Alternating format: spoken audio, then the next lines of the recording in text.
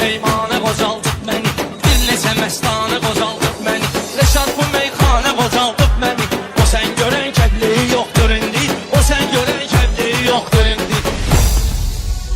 Meyxanaya gəlmişik, yarına mən bu yolu yetməmişim kənar. Mən inişildən vardım bular, buna dili dilçək yoxdur indi, buna dili dilçək yoxdur indi. Sənətdə minnətdaram ustadıma, dostlarımdı ad gətirən adıma. Ay Rəşad inişin düşdü yadıma, güllü güllü köynəyi yoxdur indi, güllü güllü köynəyi yoxdur indi. Bunları gələk günümü bahardan tapıb, rızımı bir haçına hardan tapıb, güllü güllü köynəyi hardan tapıb. Həzin uranın pəncəyi yoxdur indi, həzin uranın pəncəyi yoxdur indi. Şeylə aparmışıq haqqı say Rəşad, arada bir içkinə səndə çay Rəşad.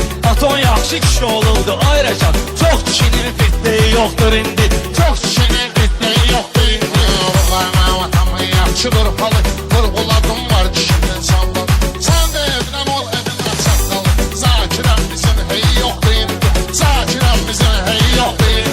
Rəşadla aramızda alver düşüb, hər kəsənə bir cürə bir yer düşüb. İndi deyirlər moda nazer düşüb, kətdə uşaq dəlliyi yoxdur indi, kətdə uşaq dəlliyi yoxdur indi. Qaçalım aramızdan ağsaqqalı, kim çıxarırdı yatdan ağsaqqalı. Meyxanadan Rəşaddan ağsaqqalı, yuxarıdan ağ bilseyi yoxdur indi, yuxarıdan ağ bilseyi yoxdur indi.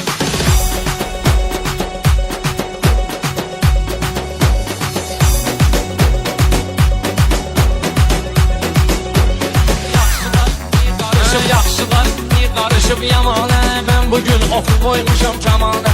Rəşad düzdür korlanıbdır zamanə, Mirzə ölüb kəpəneyi yoxdur indi, Mirzə ölüb kəpəneyi yoxdur indi.